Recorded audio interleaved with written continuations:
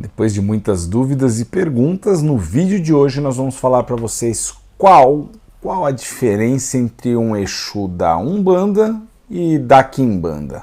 Roda a vinheta.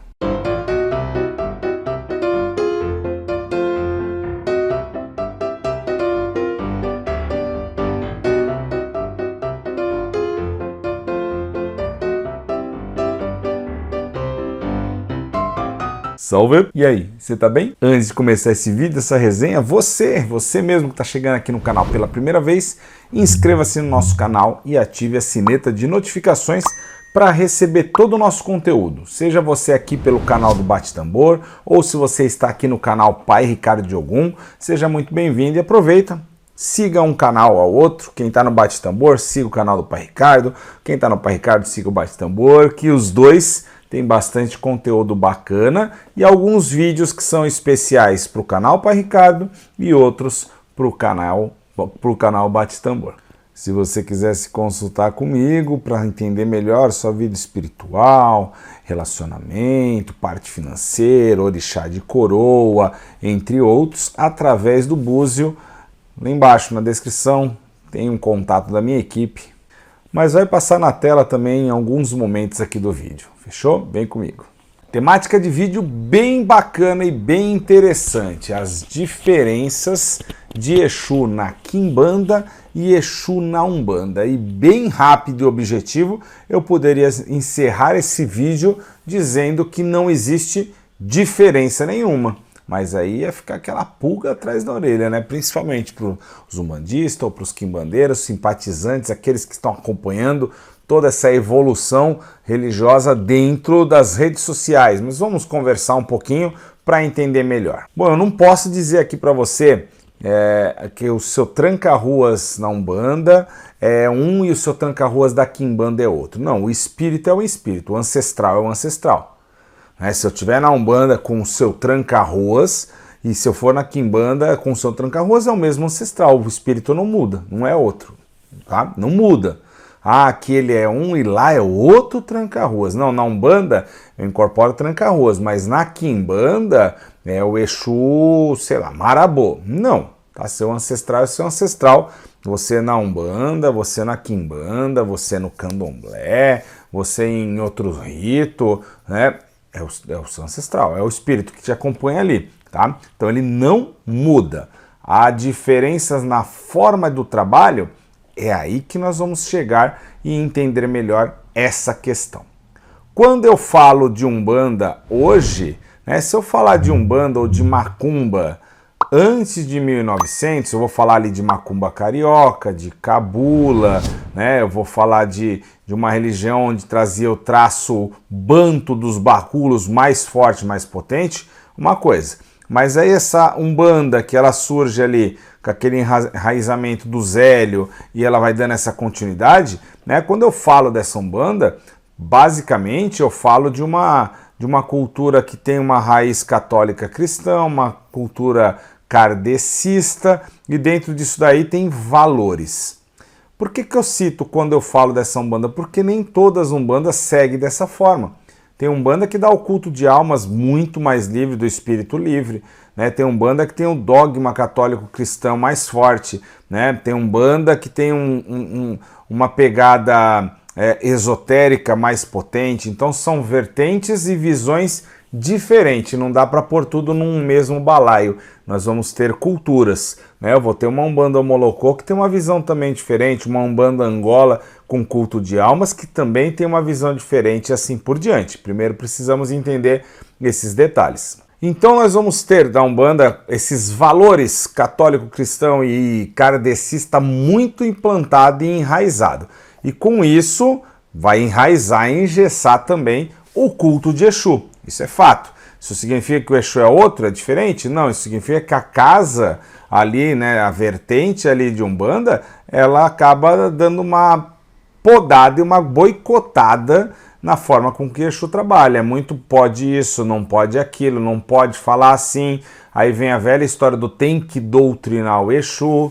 Aí tem aquela história do Exu pagão, Exu coroado, Exu batizado. Se vocês quiserem um vídeo sobre essa temática, comenta aqui embaixo. Se tiver bastante comentário, eu faço um vídeo só falando dessa parte de Exu batizado, coroado e pagão, né?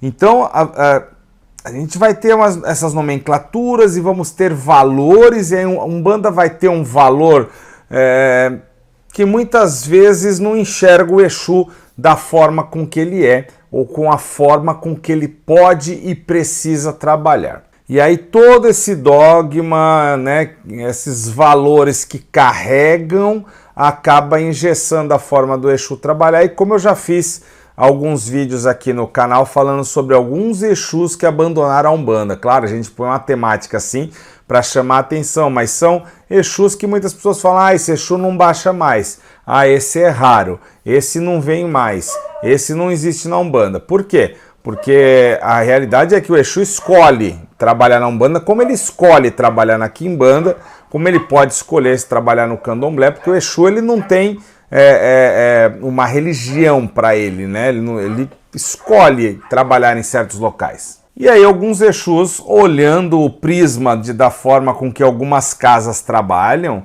com o que pode ou não pode, fala, nem vou lá, eu não vou poder exercer meu trabalho, vão me transformar em quê? Né? O que eu vou virar lá, se eu não poder nem falar, nem demonstrar a minha persona real? Né? Então tem alguns Exus que preferem não estar presentes em alguns ritos, né? Porque eles não têm uma obrigação nenhuma ali dentro daquilo, certo? Algumas casas de Umbanda também ela tem o fator de hierarquia, né? Então tem um guia-chefe, seja um caboclo, seja um preto velho, seja uma linha nordestina, alguns têm o guia-chefe como herê e assim por diante. Raramente tem como guia-chefe um Exu ou uma pombogira, mas também acontece e tem, né, boiadeiro e assim por diante. Então tem uma espécie de ordenança que todos os demais espíritos respondem a uma lei, né, espiritual que aquele espírito-chefe da casa ele coloca e ele implanta, certo? Então aí a gente vai ter como o Exu de certa forma trabalha.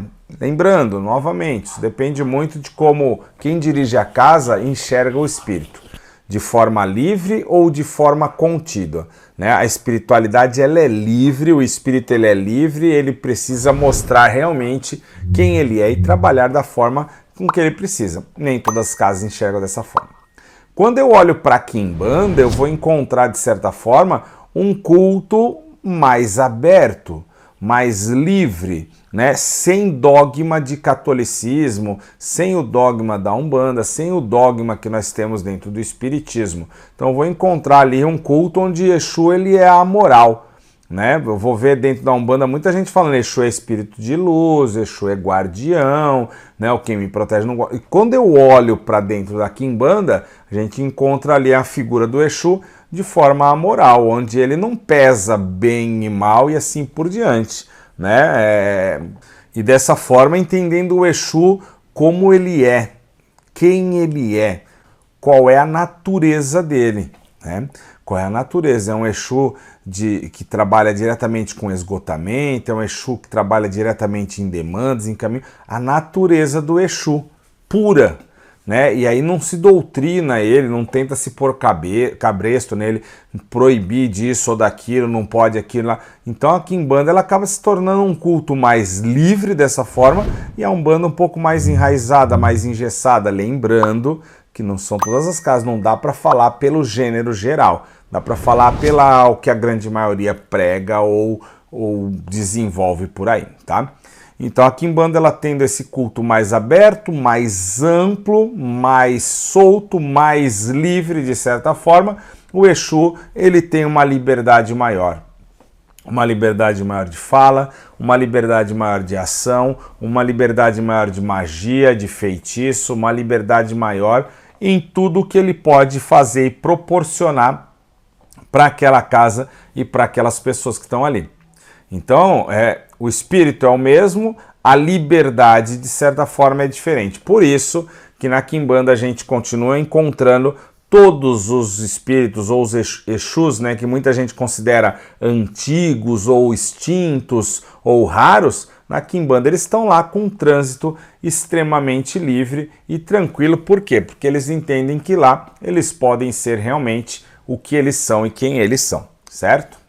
Um exemplo grande disso é eu não toco quimbanda, mas na minha casa o culto de almas, o culto de ancestralidade, ele é um culto livre, sem dogmas, sem amarras, dentro da linha africana, dentro da linha dos Exus, das pombogiras.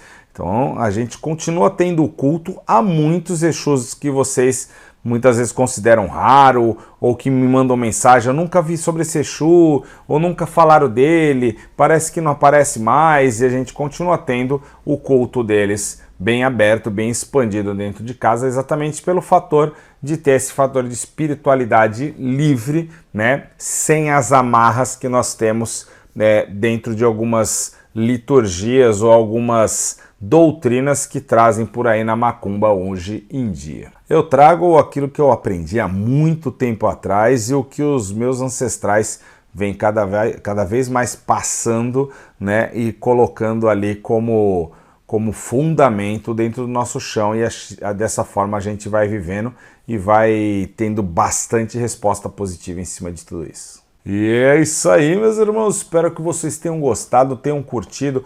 Comenta aqui quem é o Exu que você trabalha e comenta também se você quer o vídeo falando sobre o Exu coroado, o Exu batizado, o Exu pagão e assim por diante, que a gente traz esse desdobramento aqui para vocês entenderem exatamente o que eu falei nessa parte do vídeo. Fechou? Ó, beijo para vocês, curte, comenta, compartilha com a galera e não esquece de se inscrever. Fechou?